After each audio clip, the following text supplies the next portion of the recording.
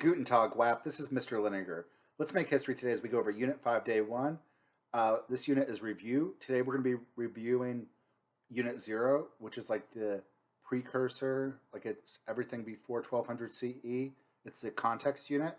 But let's get started with our daily punishment. You shouldn't be intimidated with advanced math. It's as easy as pi.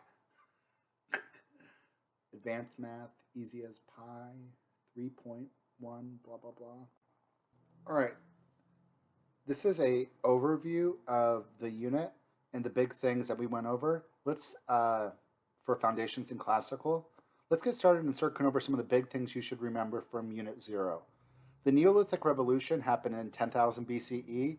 That's how people learned how to farm. They domesticated farming. With the Neolithic Revolution, people farming, people are going to start settle down. You're going to start to have settlements. In order to have settlements, after there's domesticated farming, there's more agriculture, so people learn how to domesticate animals, so you have pastoralism. With people settling down into a town or a city, you're going to have things like written law be created. You'll have an army be created to protect the land. You'll have social hierarchy. Some people will be better farmers than others, so you start to have rich and the poor. During the Paleolithic time period, women would gather seeds, and they were respected as seed gatherers. After the Neolithic Revolution, women are going to be more responsible for just staying home, cooking, cleaning, and having children. So the Neolithic Revolution indirectly leads to increased patriarchy. Also, you need to be able to pray to some god to have good crops, like pray to the god of the sun.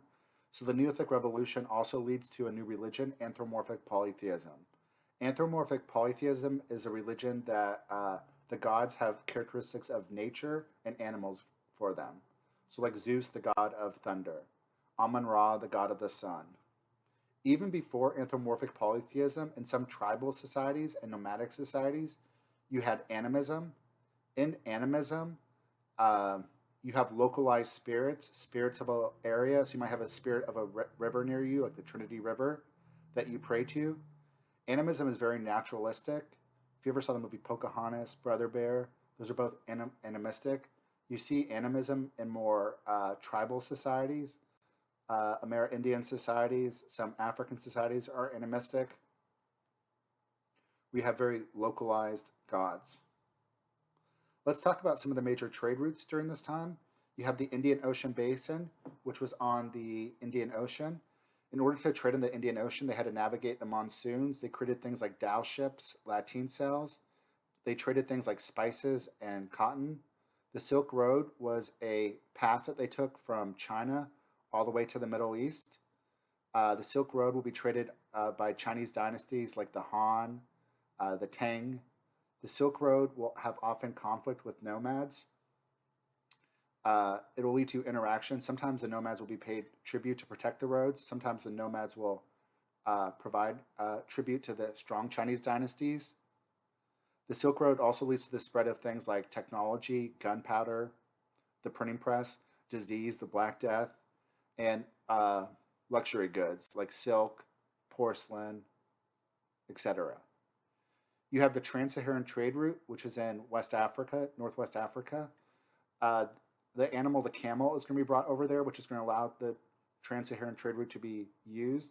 They're going to trade things like gold, salt, and slaves on the Trans-Saharan trade route. You'll have civilizations like Ghana, Mali, Songhai in West Africa use it and put tariffs on that area. You'll also have civilizations like Zimbabwe trade on the Trans-Saharan trade route and Arabs. And you have the Mediterranean Sea, which is used by the Greeks, the Romans, the Ottoman Empire later on. The Mediterranean Sea is going to be a sea-based trade route. They will use things like, they'll trade goods like commercial agricultural goods like olive oil and wine. Commercial agriculture is like where you're doing agriculture, but you're not doing it to eat, you're doing it to sell.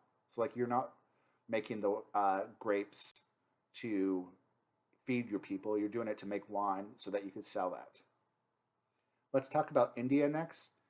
India is going to be founded by the Aryans. They were Indo-European nomads. They're going to found India. The next major civilization that's going to come is going to be the Mauryan dynasty. They were politically strong. They were Buddhist. Then you have the Gupta dynasty. They're going to be more decentralized, but there's going to be a lot of cultural and economic flowering under the Gupta. They create the numeric system, the number 0, pi, and the Gupta is going to be Hindu. Let's talk about the religions now. The Aryans that we mentioned previously are going to create this religion of Hinduism. Hinduism was a blend of original Indian belief and Aryan belief. The Aryans also created the caste system. If you remember, the caste system is the social class system based on your varna, your race. And the difference with the caste system is you can't move up or down. It's permanent, and it's permanent for your children. So like if I'm a Shudra, which is a merchant, my children will be Shudras also. Also, the caste system is tied to Hinduism. So like if I act bad in the caste system, if I try to associate with people not in my caste, I'll have bad dharma. And in my next life, my karma will be, I'll be reborn as a lower caste. Hinduism believes in reincarnation, and your reincarnation is determined based on how you lived your life. Hinduism is a very conservative, hierarchical religion. It also was patriarchal. One of the Hindu practices was sati, which is widow burning, where when a woman's husband dies, she's encouraged to jump into the fire when her husband's body is being burned, so she's not a burden on her family. Some people turn away from Hinduism and they'll turn to some more egalitarian religions. One of them is called Buddhism. Buddhism was founded by Siddhamahara Gautama. One day he was a noble prince. He saw an old person that was sick and dying. He realizes that, the life he had led had no real purpose. So he's going to leave and be very ascetic and try to find out the meaning of life. One day when he was meditating under a bonsai tree, he comes up with the four truths of how to live your life. Life is caused by suffering. The cause of suffering is desire. The way to end suffering is to end desire. And the way to end desire is by following the Eightfold Path. And the Eightfold Path are like the 8 ways you should live your life. Right action, right thought, etc., etc. Buddhism was originally more of a philosophy about how you should live your life. But after Siddhamahara Gautama dies, there will be some people that are going to make Buddhism more of a religion. So Buddhism is going to break into 2 groups. Mahayana Buddhism views Buddha as God. It also blends more with Eastern religions and is more of a religion. Theravada Buddhism is more in Central Asia. It's more of the philosophy of what Siddhamahara Gautama believed. It's not as much of a religion, but more of a philosophy. Mahayana Buddhism is the more popular one. Buddhism will also create temples, pagodas, stupas. Another very egalitarian religion, which will also, because Buddhism will be very popular with the lower caste, the untouchables, and women. Another religion similar to that will be Jainism. One second. Buddhism also was a missionary religion. Buddhism spreads through missionaries, through creating monasteries, monks.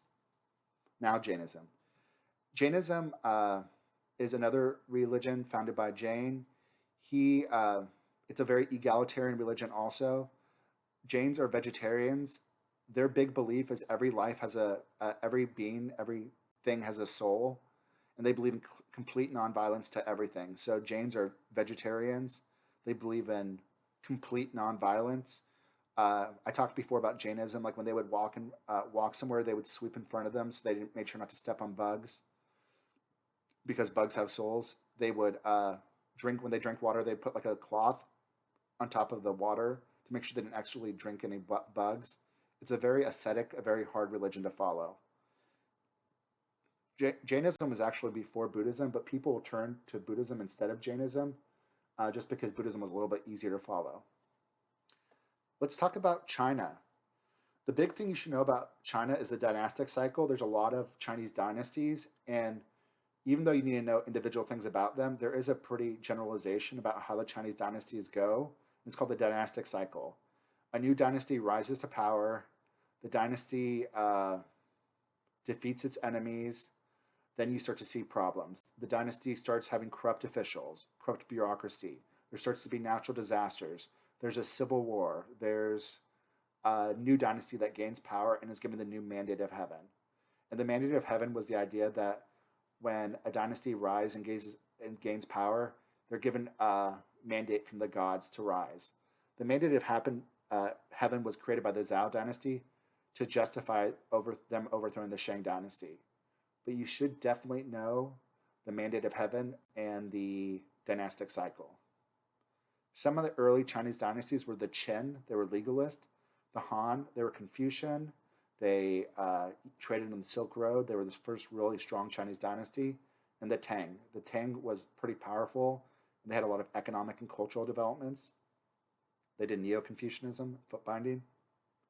Some of the goods traded in China during this time were paper, silk, porcelain. Some of the big beliefs you should know are things like Confucianism.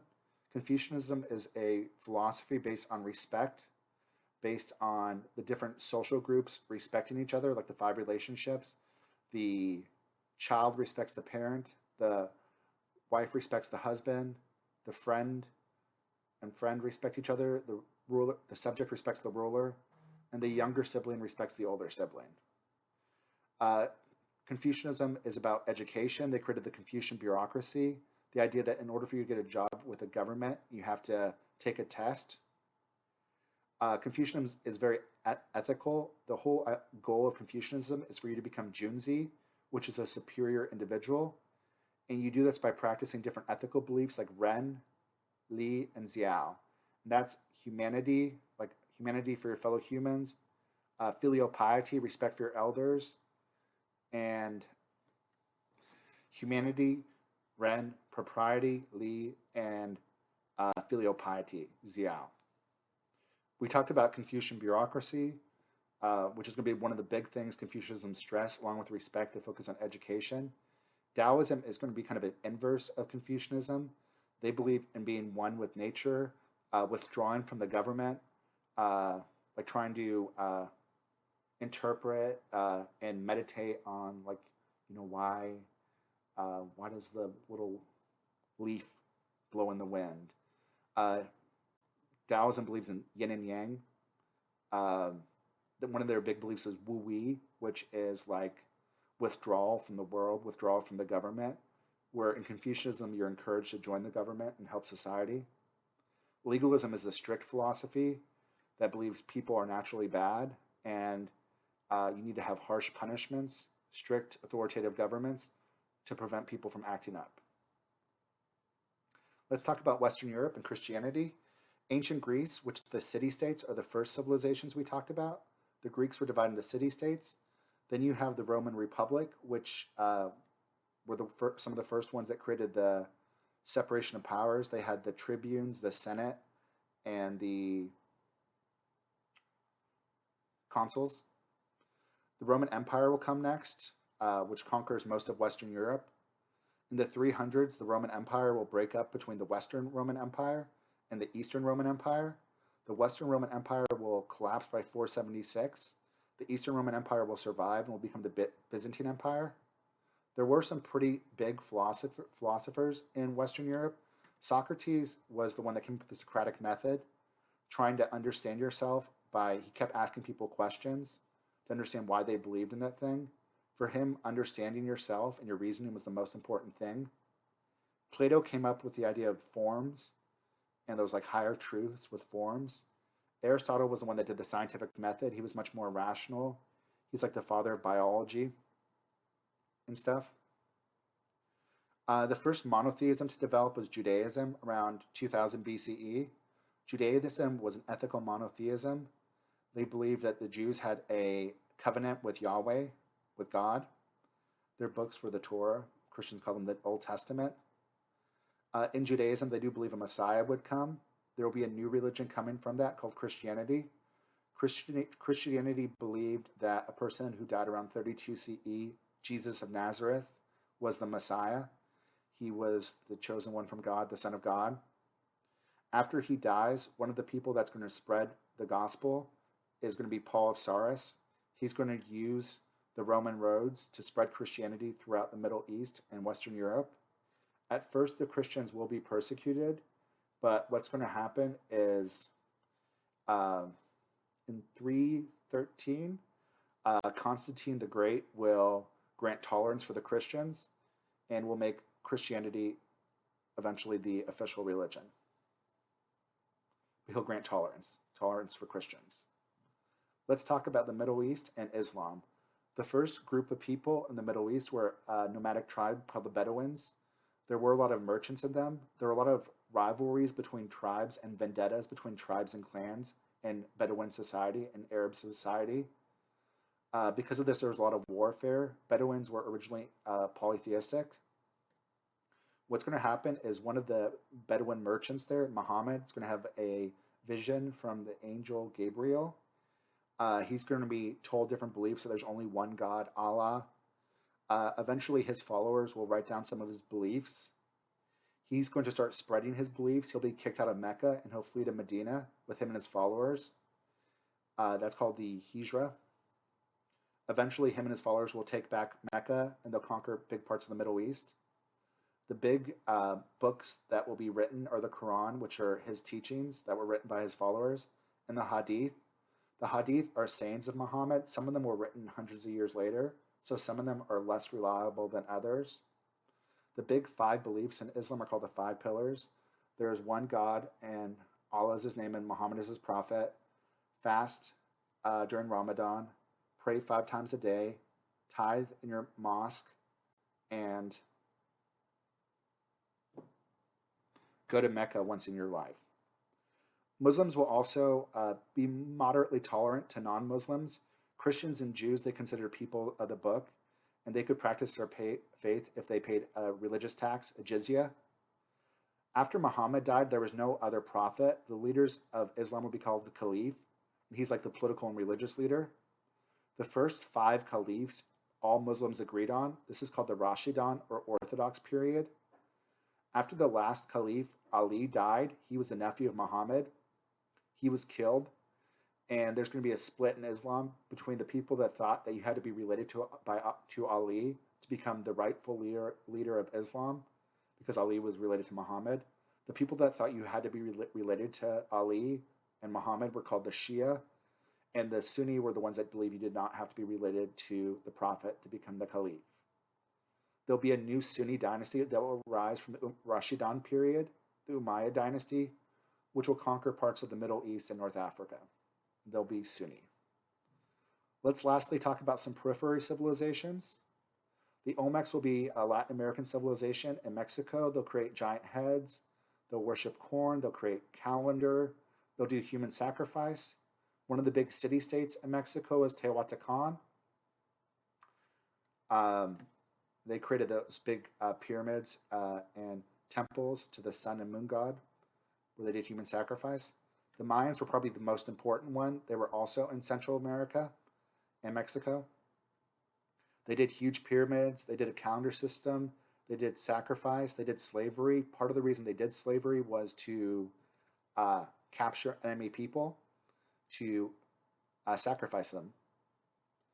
There were some big migrations during this time. The first big migration was the Bantu migration. The Bantu are going to move and spread throughout Africa. Most African dialects are derived from Bantu. The Bantu migrate because of population pressures like the founding of bananas and iron, discovering of ironing. Like iron will make the population increase. Iron will allow for a better farming technology. Bantu is high in potassium, so it's going to allow for the population to increase. Most of Africa is going to be tribal, where it's animistic, they're stateless societies. There will be some kingdoms in Africa during this time. We have Nubia and Axum, who were Christian African kingdoms. They're both monophysite Christianity. Christianity is going to start to break into different groups. These are really small breaks. Monophytes believe Jesus is fully God, where Aryans believe Jesus is fully man. One of the other African civilizations to develop is Ghana. It's the first major African civilization that adopts Islam. It's going to make a lot of wealth from the trans-Saharan trade route. And lastly, the big migration you should know about is the Polynesian migration. It's going to be a spread of migration like 300 to 600 and like 1000 to 1300, something like that. It's going to spread different animals like pig, chicken, dog, sweet potato, stuff like that, throughout the Pacific Islands and Oceania and the Pacific Islands. And it's going to spread those different things there. Like Polynesian migration, Bantu migration, really big migration patterns you should know for this unit.